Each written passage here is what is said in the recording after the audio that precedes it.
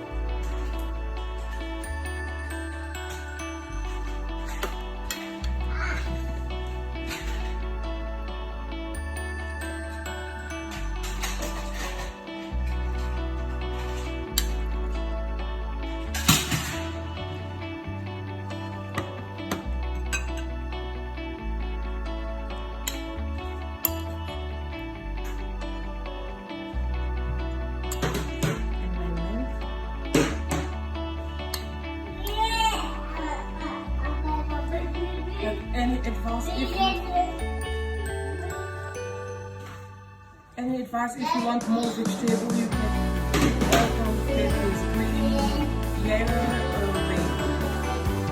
I prefer not to put peppers.